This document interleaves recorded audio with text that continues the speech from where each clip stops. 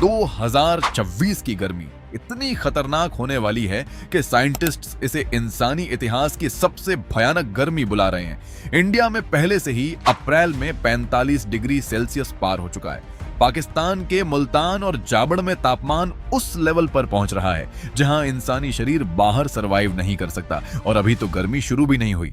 मई, जून, जुलाई अभी बाकी है। और इस साल जो आने वाला है वो सिर्फ गर्मी नहीं है, एक ऐसा तूफान आने वाला है जो 140 साल में एक बार आता है। इसका नाम है सुपर एल नीनो और ये इसी साल 2026 में टकराने वाला है। लेकिन ये एल नीनो आखिर है क्या और ये इतना खतरनाक क्यों है, ये समझने के लिए चलते हैं 1877 में ब्रिटिश इंडिया का मद्रास प्रेसिडेंसी। उस साल की गर्मी इतनी भयानक थी कि हर सड़क पर लाशें बिछी थीं। हर गांव में लोग भूख से तड़प रहे थे। अकेले उस एक साल में करीब 2 करोड़ लोग मारे गए, सिर्फ गर्मी से, सिर्फ भूख से। लेकिन ये सिर्फ इंडिया की बात नहीं थी।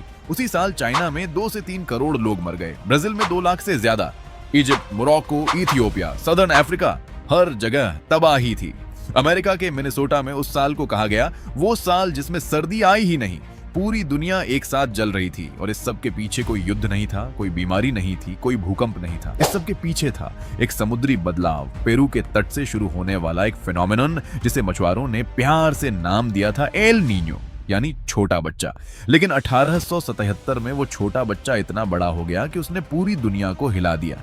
और यूरोप का सबसे बड़ा वेदर फोरकास्टिंग सेंटर ECMWF अभी कह रहा है कि वैसा ही एल नीनो 140 साल बाद शायद 2026 में फिर से आ रहा है। तो एल नीनो होता क्या है? बिल्कुल आसान भाषा में, पैसिफिक ओशन दुनिया का सबसे बड़ा समुद्र है। सामान्य दिनों में ट्रेड विंड्स यानी हवाएं अमेरिका की तरफ से चलकर ऑस्ट्रेलिया की तरफ जाती हैं। इन हवाओं की वजह से गर्म पानी ऑस्ट्रेलिया की तरफ चला जाता है और साउथ अमेरिका के पास ठंडा पानी ऊपर आता है। ये नॉर्मल है। अब सोचो कि ये हवाएं अचानक कमजोर पड़ गईं, तो गर्म पानी वहीं बीच पैसिफिक में रुक जाएगा, ठंडा पानी ऊपर नहीं आएगा और ऑस्ट्रेलिया को मिलने वाली बारिश बीच समुद्र में ही गिर जाएगी। नतीजा यह होता है कि ऑस्ट्रेलिया सूख जाता है, साउथ ईस्ट एशिया कमजोर पड़ जाता है और इंडिया और पाकिस्तान में मॉनसून कमजोर होता है और भीषण लू चलती है।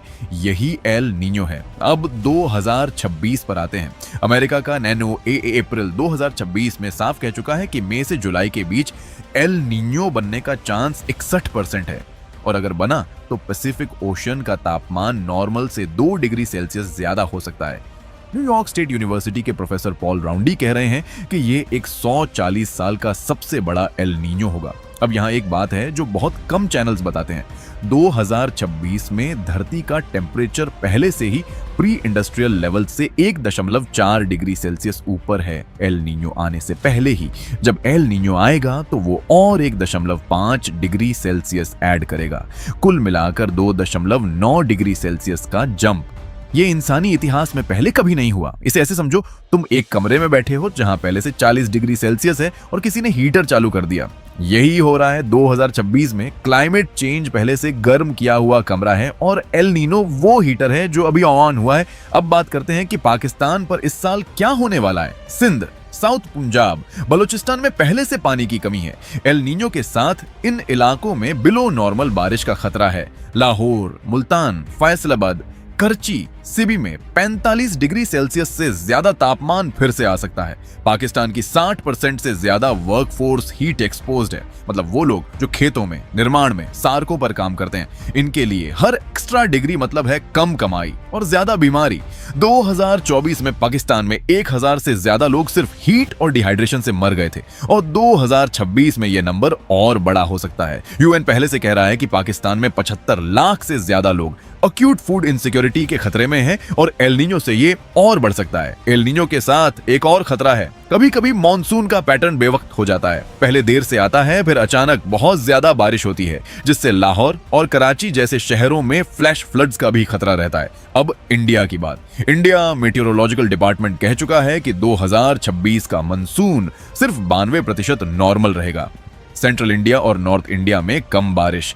इंडिया की 51% खेती पूरी तरह मानसून पर निर्भर है। 2024 में चुरू राजस्थान में 50.5 डिग्री सेल्सियस था, दिल्ली एनसीआर में 49.1 डिग्री सेल्सियस, और 2026 में ये रिकॉर्ड्स टूट सकते हैं। एक बात जो टीवी चैनल्स कभी नहीं बताते, लोग सोचते हैं कि लू सिर्फ दिन में मारती है, लेकिन सबसे ज्यादा मौतें रात को होती हैं। जब रात में भी तापमान 30 डिग्री सेल्सियस से ऊपर रहे तो शरीर को रिकवर करने का मौका ही नहीं मिलता और हीट स्ट्रोक का खतरा कई गुना बढ़ जाता है। दिल्ली में 2024 में रात का तापमान 4.4 डिग्री सेल्सियस बढ़ा था, जबकि दिन का सिर्फ 1.8 डिग्री सेल्सियस। मई और जून 2024 में 24 रातें ऐसी थीं जब रात में भी 30 डिग्री सेल्सियस से ज्यादा था। ये 2001 से 2010 के एवरेज से दोगुना था और 2026 में ये और बुरा हो सकता है। अब एक बात जो बहुत कम लोग डिस्कस करते हैं, कुछ इंडिपेंडेंट रिसर्चर्स का कहना है कि HARE जैसी टेक्नोलॉजीज जो एटमॉस्फेयर को आर्टिफिशियली हीट कर सकती हैं और वेदर पैटर्न्स को बदल सकती हैं, पहले से एग्जिस्ट करती हैं। अमेरिका ने ऑफिशियली इस रिसर्च को फंड किया है। तो क्या 2026 का ये एक्सट्रीम एल नीनो पूरी तरह नेचुरल है?